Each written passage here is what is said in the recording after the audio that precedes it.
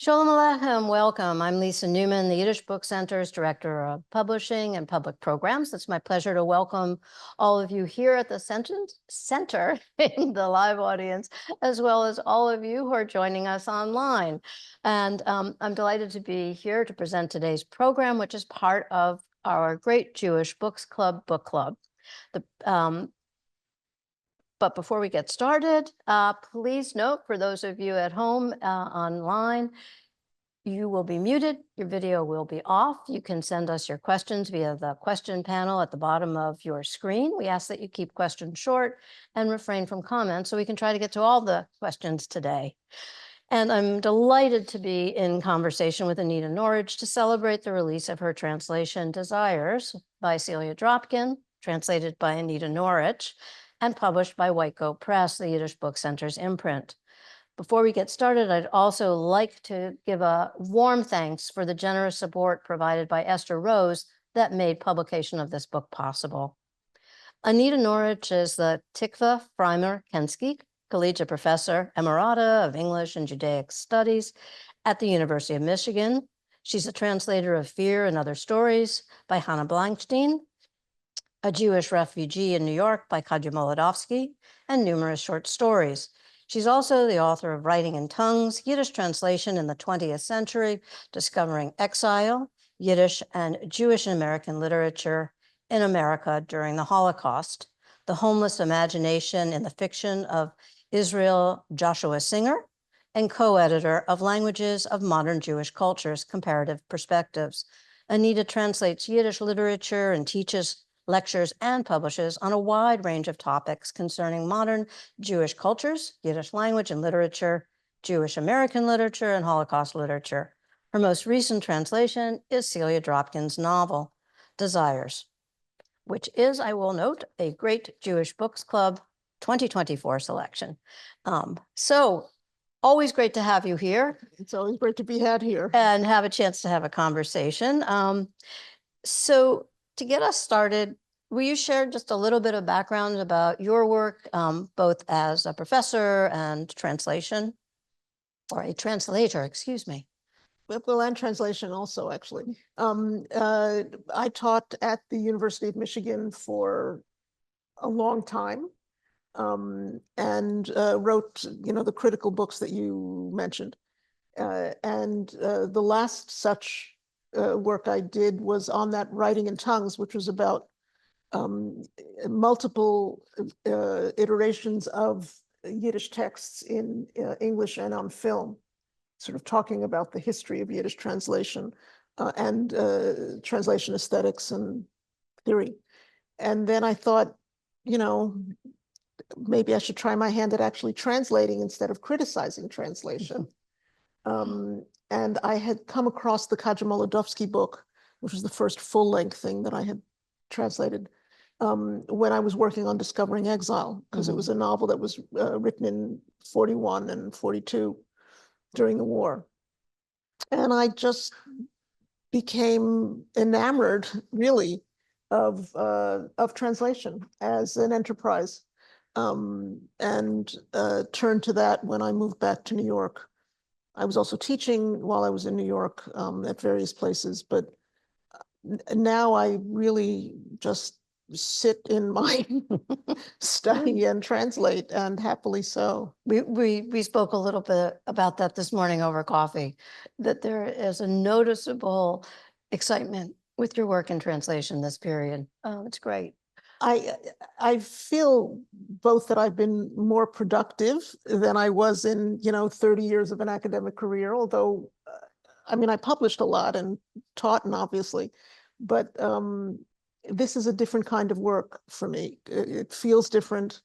It's a different kind of satisfaction, and I probably shouldn't say this when academics may be listening, but it's a lot more satisfying to me to be doing this work. So share a bit, if you would, about some of the writers that you've translated, and then maybe segue into a little bit about who Celia Dropkin was. Okay, so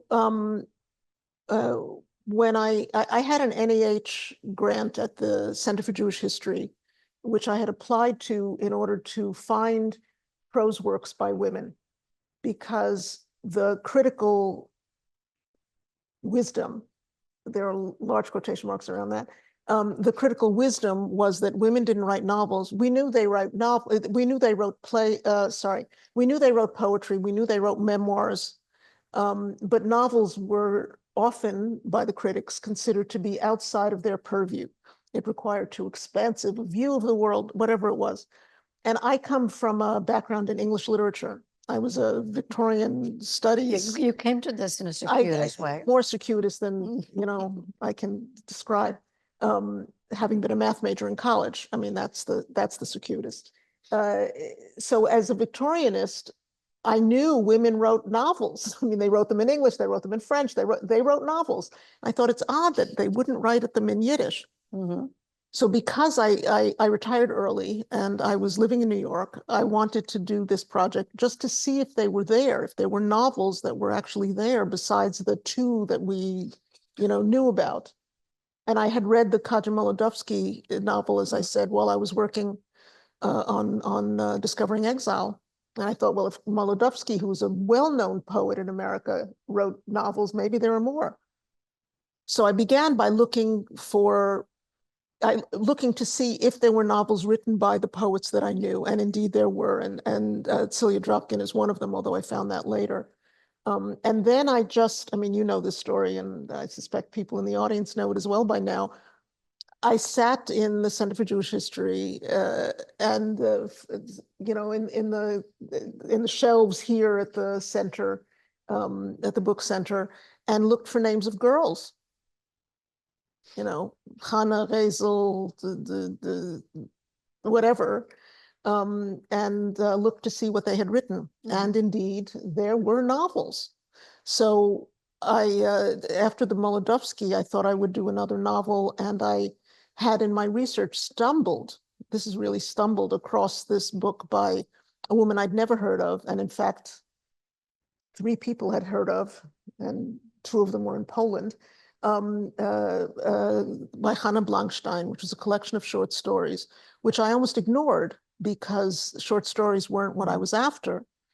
But I read just the opening, the first couple of pages, and it had an introduction by Max Weinreich, the great 20th century Yiddish linguist. It was published in Vilna in 1939.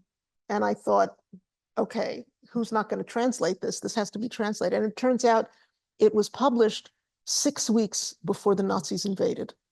So it's one of the last Yiddish print books that were published. And they're extraordinary stories, I thought. They're modern, they're sensitive, they're political. I was just blown away.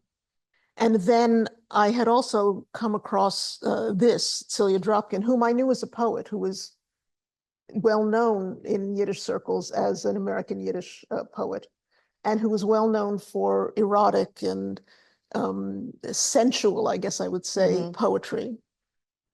And but it was a novel, and I knew she'd written stories, short stories. She published about 10 short stories in Zukunft, the journal of the future, in the 1930s.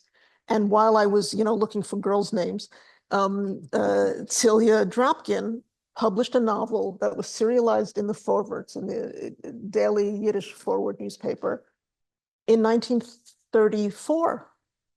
And I thought, well, that's interesting. Mm-hmm. How come I never knew that? I mean, I'm of the generation where when you got a bibliography of things you absolutely had to know in Yiddish, there were no women on it, or there was, Anna Margolin wrote poetry. Oh, but there were no prose writers really to speak of. And I thought, well, Celia Dropkin, right? Dropkin came to the US in 1912 from Russia. She began actually by writing Russian poetry. And she wrote Russian poetry when she got here as well, here to New York as well. But in America, there really was no audience for Russian poetry. Mm-hmm. And the Yiddish intellectual circles in which she circulated were all in Yiddish. And she began writing Yiddish poetry and literature and some essays. And, she lived in New York. spent some time in the Catskills, as you know, this would suggest, had 6 children, one of whom died very young as a toddler, and only published one collection of poetry, a collection called In Heißen Wind, in the Hot Winds. And her children, after her death, reissued it along with some of her prose. But this had never been published as a book in Yiddish or translated. So it seemed necessary, I guess is what I would say. And how did you find the novel? By looking for names of girls. No, in her case, I actually looked up Celia Dropkin. And the forward parts of Yiddish news, I mean, I could only have done this in recent years, like in the last decades. I couldn't have done it, 15, 20 years ago, because some Yiddish publication is now online. I mean, it's been scanned is the word I was looking for. And you can, in some cases, they're not entirely reliable. It's not by any means exhaustive, but you can look up Dropkin and see what she wrote. And there was this thing that she wrote called Die zwei Gefühlen, which I'd never heard of, 2 feelings. And it turns out it was a novel. Serialized. I think it had 68 entries, installments. Or episodes, as we would call them. No, they installments. Were they were definitely installments. So curious, and we'll talk more, obviously, about this. When you found this and started reading it, did you know immediately that you wanted to translate it? I knew immediately I wanted to translate it because it was by Celia Dropkin. I almost didn't care. I mean, that's an exaggeration. But I thought it's got to be interesting. It's got to be worth knowing about if it's by Celia Dropkin. And I've read, I mean, I have a long list of things that should be translated, in my opinion. And in some cases, I've started, thinking that I would translate them. And after 20 or 30 pages, I thought, I'm not really crazy about this. I know that's not nice to say, but I'm not really crazy about this. So I'm just going to let it go. But this one, I wanted to know what happened next, let's just say. It was an interesting thing because the story is not plot driven. That is, I'm not going to give it away because some people haven't read it yet. I don't know who they are, but I'm sure there are some people who haven't read it yet.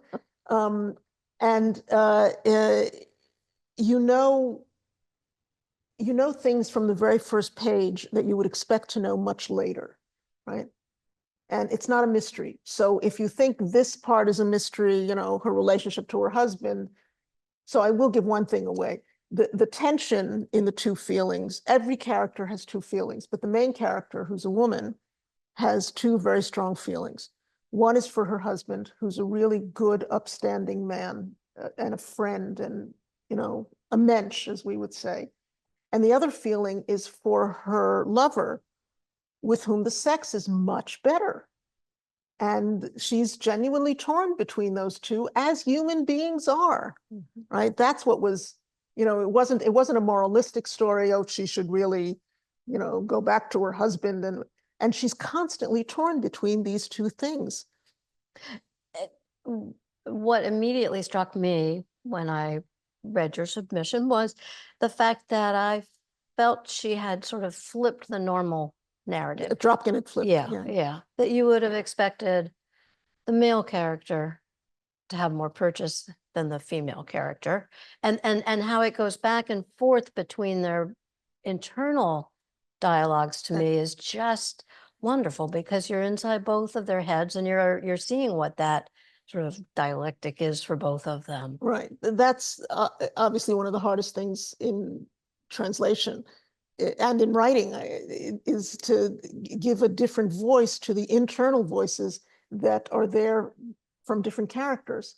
So that was interesting. And what you said about flipping, it might be that people expect that he would be having the affair and she would be the spurned woman, you know, not knowing what to do next. And this is flipped on its side or upside down, or it's flipped. Yeah. And the vulnerability is flipped. Yeah. You see the Yeah. vulnerability. And she's here. also vulnerable in throughout this, but he's the one who has to figure out what to do with a cheating wife. So it leads me to ask you the question where we put on our boxing gloves. No, about the title and the cover. Okay. So this is one of our favorite discussions. I should say in advance that I lost at every piece of this discussion, and I'm very glad I did. Well, I'm mostly glad I did. So the title of the book, as I said, in Yiddish is Die zwei Gefühle, Two Feelings. And that's how I submitted it to Lisa and to the White Coat Press. Two Feelings, novel about American life, something, something. And Lisa didn't like the title. And I thought, well, tough, that's the title. What am I supposed to do? And then this was a while ago, I was up in the Berkshires, she came to visit along with David Mazar, and Lisa asked me, I was about to go teach somewhere at Toronto or Yale. Anyway, I was about to go to teach. And she asked me what I was teaching that next semester. And I said, I gave it a crazy title, this course, because I thought it would attract people. I called it Desire in Yiddish Literature, because it let me do whatever I wanted. And Lisa said, that's the title of the book. And I said, that is not the title of the book. The title of the book is Two Feelings. And there was a long-winded argument about it, which I lost. And the only thing I asked after a while was that it be desires, because I wanted the multiplicity of feeling. And I mean, the words feeling and desire appear again and again in the novel. So there was some justification for that. It wasn't, you know, just because it was a catchy, sexy title. The cover was another story. This is not a picture of Celia Dropkin. This bears no relationship to any picture of Celia Dropkin you will find if you look for Celia Dropkin. And I thought everybody's going to think this is Celia Dropkin. And indeed, people do. But Lisa won that one. She sent me, I don't know how many you sent me in advance of other covers that were not this picture. My colleague in the audience, David Mazauer, will attest to the fact that we looked at lots. I only saw four, and this was the fourth one, and Lisa said, that's it. We're done now. And everybody compliments me on the cover. So sometimes I'm reluctant to say, I tried to veto this cover, but it's by an artist who painted this at around the same time as the novel came out. So it's a 1930s Jewish artist. And I think really to the point is, not so much the sort of back and forth, but what a title does for the potential reader, and how this really, when you were describing the course that you were putting under the umbrella of desires, really talks more closely or suggests more closely sort of the psychological narrative that is a thread in this book. Right, that's right. I mean, none of the books. I mean, the three books that I translated that have been that are already in print. The English title is not the same as any of the Yiddish titles. So the first one, the Molodovsky one, was called A Jewish Refugee in New York in English, because Jewish is interesting to some people. Refugee, we were in the middle of a refugee crisis on the southern border. And New York, is always an appeal. But in Yiddish, it's called The Diary of Rivka Zilberg, which didn't really speak to anyone. There was another title the subtitle rather, when it was serialized, which was The Diary of a Jewish Refugee Girl. So the word refugee, I had some excuse for the word refugee to appear. And which then gets, let's talk about the book itself and some of those same kinds of considerations, a conversation also that we've had about the use within the book, for those of you who haven't read it, or you can, sort of watch for it when you do read it, is the use of italics, and in some. and My this- use of italics. you mean? Yeah, your use of italics in the book, the introduction of some Yiddish words, and how you consider that as a translator, in terms of being beholden to both the writer and the reader. And also, and this sounds like a funny thing to say, but let's call them intentional misspellings of some words. This is what, when my daughter was in elementary school, they called creative spelling. Okay. I subscribe to that a spelling. lot. No, so intentional misspellings. Yeah. Okay, so that was something that I stumbled upon with the Molodovsky book, because one of the things about Yiddish as a language and Yiddish literature is how multilingual it is, right? There is no single Yiddish writer whose only language was Yiddish. That's a remarkable thing to say about, almost any other world literature. And many of them, like Dropkin, began by writing other languages, almost all of them until relatively recently, which means, the early decades of the 20th century, began by writing other languages, Hebrew, Russian, Polish, something else. And I wanted to convey some sense of that multilingual nature of the language and of the literature. And, there's been a change in translation theory, which has been important to my thinking about this. And it's not a recent change, but the debate around translation has always been some version of, do you make the translation seem seamless so that the reader, can breeze through and make him or her feel that this text, this novel could have been written about wherever they are, right? Or do you make the reader aware this is not quite your culture, and yet there should be things that you understand about human nature or about events that happen in world history that you should be empathetic to, even if you can't identify with them, as your culture. And I wanted to convey that as well somehow. I really wanted people to know that this was not an English novel written for an American audience, but that it had something to say to an English reading audience as well. And so I don't think of it as creative misspelling. I think of it as deliberate, like the simplest example is one of the things that creeps into Yiddish, as we all know, are Englishisms, in the same way that some Yiddishism creeps into English. So the word swell. Nobody who speaks Yiddish natively uses a word like swell. It doesn't mean anything. So, but they use it. They begin using it. It's 1930s. They're using it. So I italicized it and spelled it as S-V-E-L-L, Svel, because that's what they would have heard. That's how they would have pronounced it. And it gives, I hope, that's a very minor example, but I hope what it does is give the reader a sense of something else, not seamless, but it has to be comprehensible, and Svel is obviously, you can't make many mistakes in understanding what that means. Well, I think hats off to you because you do it judiciously. I don't do it all the time. And that's so important because it's not it doesn't become a caricature of an immigrant's voice. It's naturally what would have come out. So I taught, when I was in Michigan, I often taught a course in Jewish American literature every few years. And Yiddish was represented, I quickly saw, in one of two ways. One was, as you say, as caricature, or it sounds like caricature, right? It sounds like these people are illiterate and ignorant because they can't speak a coherent sentence.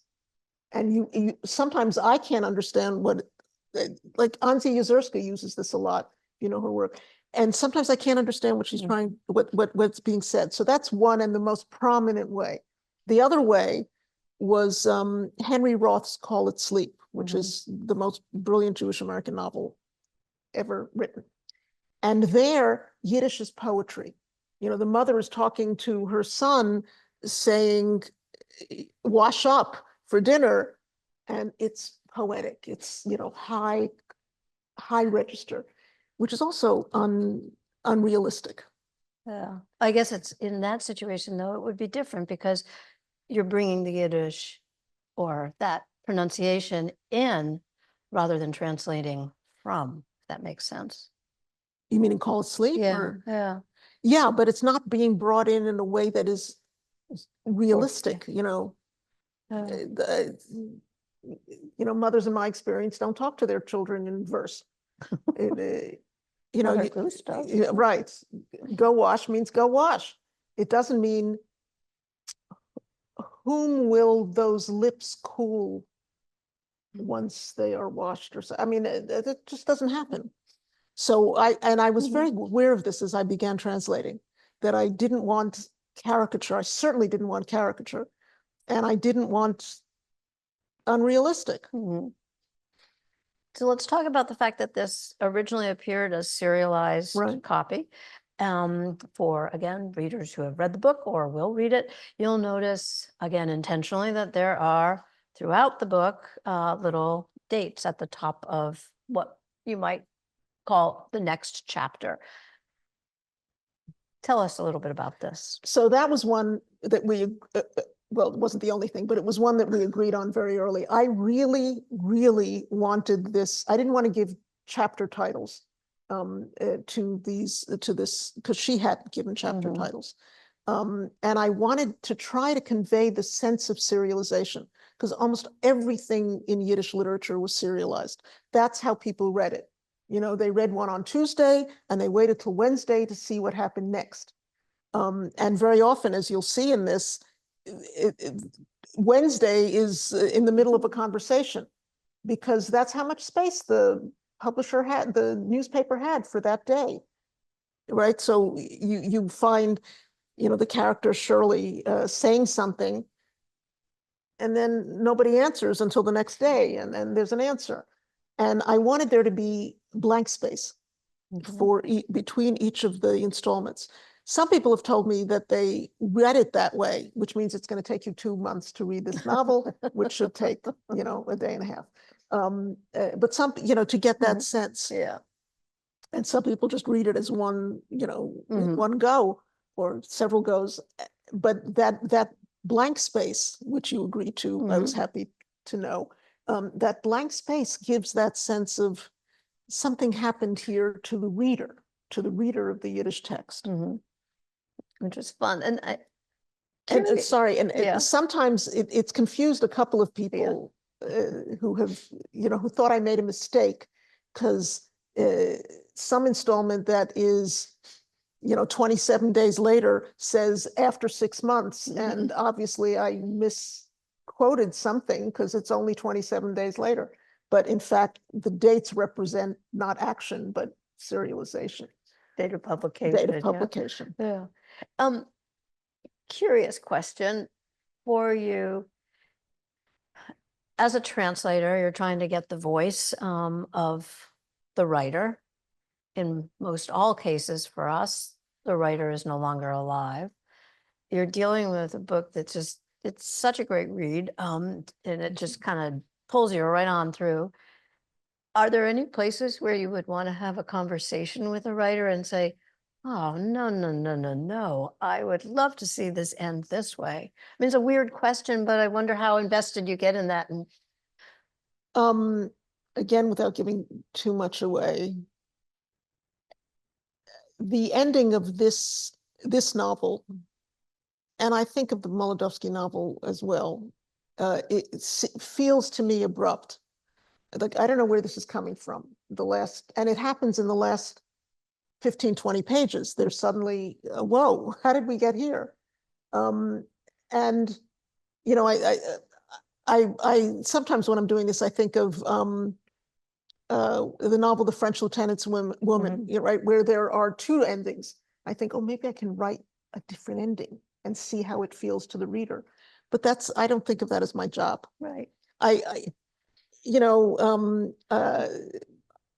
Isaac Bashevis Singer, who was alive for most, although by no means all of his translations, often made serious changes because somebody said this doesn't work, or he saw that it didn't work. Yeah. These works are serialized, and it's not like an editor has said, as you said, the title is wrong. It's just not good. So think about a different one.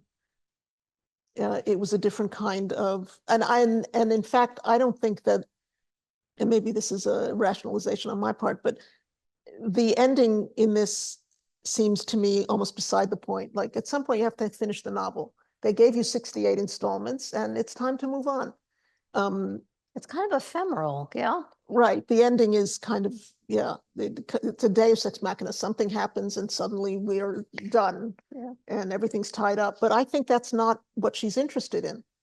What she's interested in, I think, is the psychological tensions, dilemmas, resolutions, discussions, internal, as you said, internal dialogue with, the thinking with oneself. So that by the time you get to the end, you see what the tensions are, and you could end it in any number of ways. And it's sort of, I don't, this sounds sort of, silly to say, but that's life, right? It could have ended this way. It ended this way. But how did you get there is what I think she's interested in. And you could continue the evolution of the characters. You could. Yeah, but she didn't. But she didn't. They didn't. So Let's I'm not move on going to the to next either. one. Right. Yeah. Right. So I mentioned earlier, this is a selection for the 2024 Great Jewish Books Club. It's a mouthful. Club. And again, a kind of Lisa question for you. What do you hope, and what would you imagine maybe Celia Dropkin would have hoped the reader would take away from this? It's hard for you to speak for Celia, but I'm always very reluctant to Mm, speak for the dead. yes. That seems to me a kind of hubris that I'm not quite comfortable with. But let's put it this way. You what must, do I want? Right. yeah, right. And also, in order to invest what you do in translating it, you must have found something that was compelling enough that you would want it to be shared with an English language reader. Yes. Okay. I don't know as I said, I don't know what Celia Dropkin would have wanted, although I suspect some version of this as well. I hope that people who read this and other works that are now being translated by women get a very different sense of what women in Yiddish culture meant and means. This is nobody's Yiddish mama. It's not bubbe, it's not chicken soup, it's not, she never bakes or cooks. I don't know what they eat there. It is a very different sense of a full life of women who happen to speak Yiddish, but it's, and I think that's the main thing for me, that it's an end to this characterization of women and caricaturization of women in Yiddish women and Jewish women and women in general. If I may, I also think it's timeless. Yeah. It was written in the 1930s. We sometimes think that people didn't have these affairs. Yes, like there's, yeah. We discovered affairs in 1983. That's when affairs started. I mean, but right. Yeah. Just one more thing. I've said this to you before. A very dear friend of mine who reads voraciously read this and said, "It's not at all what I expected." And she didn't mean it as a compliment, I have to say. But I thought, yes, I was hoping you would say that, right? It's not at all what I expected, right? And the reason that I want that is because I want then people to say, I wonder why I expected this other thing, right? It's not like I'm trying to shock or, awaken people, but maybe make them think a little bit about their own assumptions. Why would I have assumed that it would have been a male who was having the affair and a woman who was slighted? Right. what are those assumptions about? And she's great at turning those on their head. So before we open up to questions, quickly, what are you working on now? Because you never rest. Several things. I'm like, I think I'm learning to juggle at this stage. Ellen Cassidy and I, who's a wonderful translator, just finished a translation of a novel, which you are bringing out, Press will be publishing. which we're calling, although who knows what you're going to call it, Hand in Hand, which is a roman à clef, a novel about the Junge, the Yiddish poetry group in New York in the 1910s, teens, and on. And it's a novel by Rachel Veprinsky, who was who's also known as an American Yiddish poet, and who was for 35 years, depending on who you read, the lover or companion of Mani Leib, one of the leaders of the Junge. Some say they were married, but there's no evidence of that. But it's nice. It sounds nicer to say, they were married, not that they. Anyway, so that's a roman à clef that will. It's a novel, with a key to the Junge, in which the Junge poets are represented, which is now being worked on at White Goat. I've just finished translations of 20 of Israel Joshua Singer's short stories that were never translated. And that's part of a 3-volume collected works of I.J. Singer that Corin Publishers is bringing out. 2 of those have been published. 2 of those volumes have been published, and I just wrote general introductions. I'm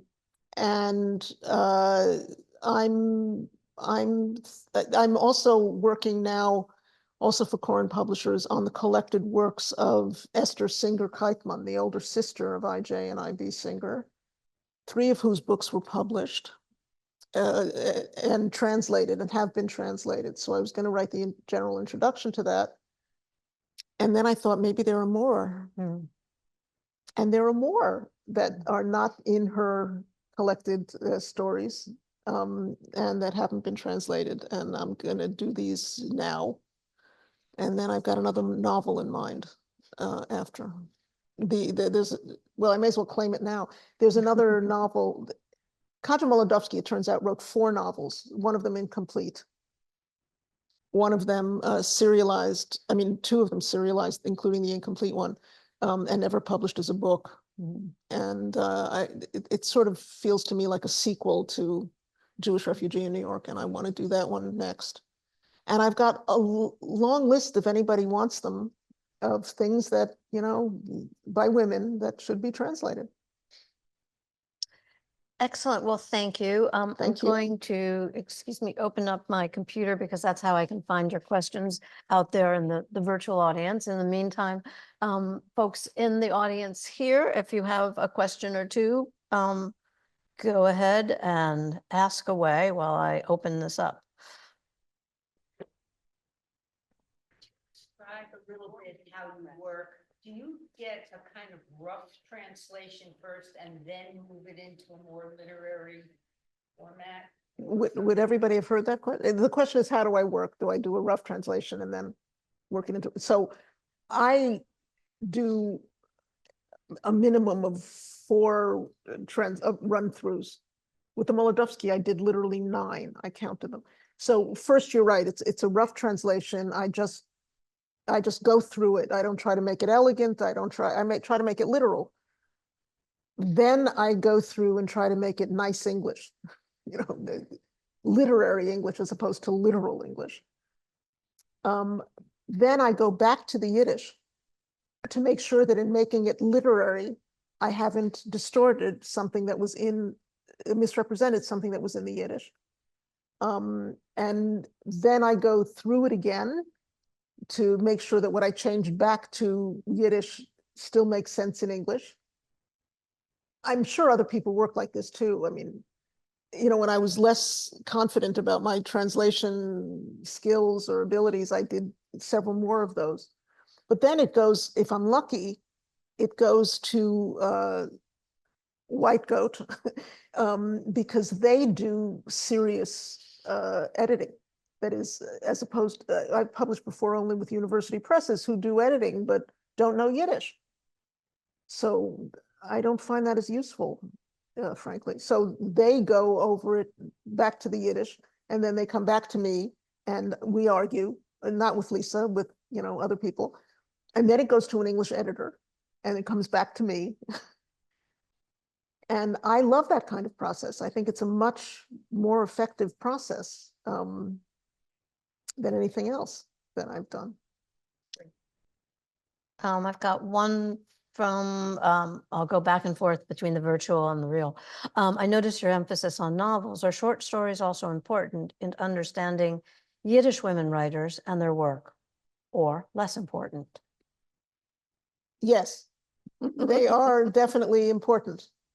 I'm not, I mean, I did translate the Hannah Blankstein collection of short stories because I thought they were important. And there are a lot, I mean, maybe if this ever comes out in a second or third printing, we would add Celia Dropkin's short stories in order to get a fuller view of her as a prose writer. But many of our Yiddish writers wrote in multiple genres, which is fascinating in itself. That is not a given in literary circles, right? And sometimes, they wrote prose for money because it paid better than a poem. But the fact that they, shifted in genre, I think is really interesting. I think that short stories are very important. I think maybe I overdid it, but I was arguing with really just a couple of people who said women didn't write novels because, or when they wrote novels, they wrote domestic novels. And I wanted, I don't know what domestic means. I mean, I wrote this in some introduction, that not in this book, if domestic means creating a home in the face of revolution, economic upheaval, discrimination, immigration, emigration, exile, then they're domestic. We had one more in the live audience. It sounds like the John Felsteiner approach to translation, whereby he would leave Right. in the journal, doing a personal version, and by the end of that's the example. It's just in the journal, which you already know, and which now remains in this mind untranslatable. What are some of the examples in the new novel, Desires? Can you? Yeah, I'll repeat it. This was a question about a certain kind of translation where, like John Felsteiner did with the famous poem Todesfuge, Death's Fugue, where he includes German so that by the time you get to the bottom line or two lines, he's using pure German, but you understand it because you've learned it before. The best example that I know of in Yiddish actually is certainly not mine, but is Irena Klepfish, who does the same thing with her poetry, right? She begins to introduce a Yiddish word, and by the time you get to the bottom, you know what that phrase means. I've done that here in a much more, you'll pardon the pun, prosaic way. So I will use a Yiddish word. I'm trying to think of what. I mean, this isn't actually what I said. I just can't think of any of these examples off the top of my head. But you say something like, this doesn't happen here. A mother saying to her child, "Mein Kind, mein süß Kind," right? So I would say in italics, "Mein süß Kind," and then translate it into English. Not quite that way for the English reader, and to say, mein süß Kind, I really always thought of you as my sweet child. Mein Kind, mein süß, and then by the time you get to the end of the paragraph, hopefully you understand it. But this is really something that I learned or adapted or took on from both Felsteiner and Irena Klepfish. The women's amount of makeup is discussed. Miss Smith wore a lot. What is the Yiddish word for makeup? Cosmetics, Lipstick is schminke. okay. Mascara is mascara. After a while, I forget which language, Oh. which word belongs to which language. I'd have to go back, makeup. It's more, some of that I made up, and that was hard because I didn't know the difference between various kinds of makeup. She painted her face. Mhm. And then, too much on her eyes, so I could say too much mascara, Mhm. or, Women who wrote novels in English used male pseudonyms or by a lady and the like. Any Yiddish women writers in any genre use male pseudonyms. I love this question because this is where Yiddish turns your expectations completely on its head. In fact, women writing Yiddish did not use male pseudonyms. Somebody's going to write in and say, somebody did, and maybe somebody did. But what was much more common was that men took on women's names. Now, why would they do that?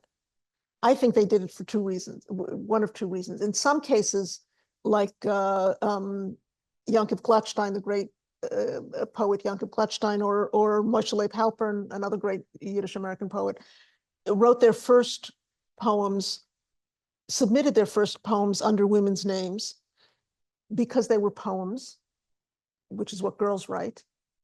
And because there was an expectation on the part of editors, at least, that it was women who were reading the literary works in newspapers. I'm not quite sure how you ascertain that, since it's printed side by side with news of the week, or the war news or revolution or whatever. But the understanding was that women read literature and men read politics and history. So either they were, and they only did this at the very beginning of their careers, Halpern and Glatstein. Either they were writing poetry or they were writing what in Yiddish is called shund, trashy novels. Because like Harlequin romances, right? That's clearly for women.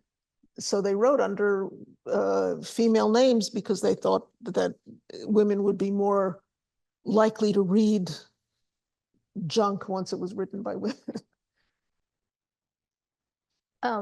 Another is, so I can't read Desires in Yiddish, since I'd have to read through the installments in an archive. Any chance of it being reprinted, even if just online? You don't have to read it in the archive. That's one of the miracles of recent Yiddish publication. The Vorwärts, which is where this appeared, is online. You can read it online. I translated it from the online version. I mean, I don't have a book and I didn't print out each of these, but you can absolutely read the installment from whatever date next to the English from whatever date. And I'm gonna make this, wait, we have one more question here. Yeah, and I'll get to one. I'm curious, how was it received at the time? So Celia Dropkin was very controversial at the time. I didn't find, this wasn't published as a book, so there weren't book reviews in that sense. There were announcements about it, and it was received like most women's writing, and especially hers. It was either praised for her writing in general, particularly poetry, was either praised for being outspoken and giving another dimension to women's desires, or it was hysteria. Why do I always have to read about her, the emotional life? Can't she write about things that are important? So that's partly the history of Yiddish criticism about women, but that was the tension, right? Does this matter, or is this the outpouring, the jottings of a girl? One more from the online, which is, I attended a weekend program you did at the Yiddish Book Center many years ago about women poets. You spoke about Dropkin.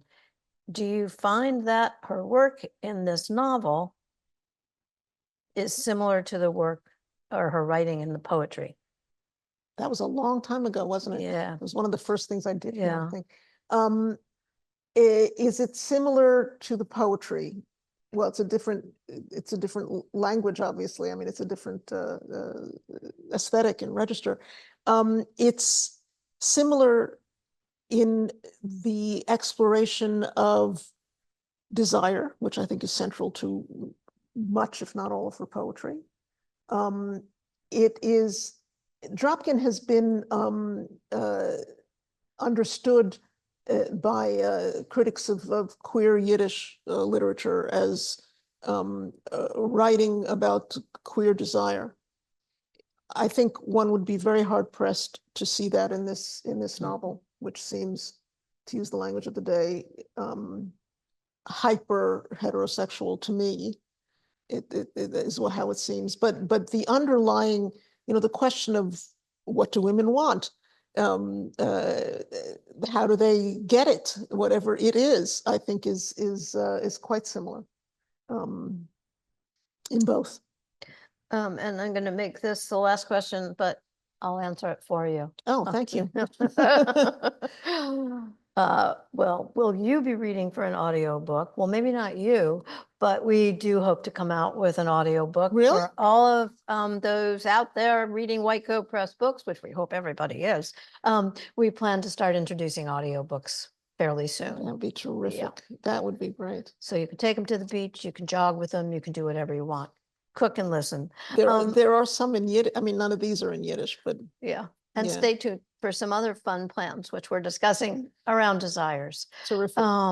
Anita, as always, thank you so Thank much you. for everything you bring to your work, for working with us, and for all that is yet to be printed. Thank you very much. It's really the best working relationship I've had with publishers. This is not meant to malign any of my other working relationships with publishers, but it's always a pleasure to come here, and it's exciting to be here. Well, on behalf of the Yiddish Book Center, my colleagues in the audience, our board member in the audience, thank you Thank for you. working with us. Thank you. All right, and thank you for joining us.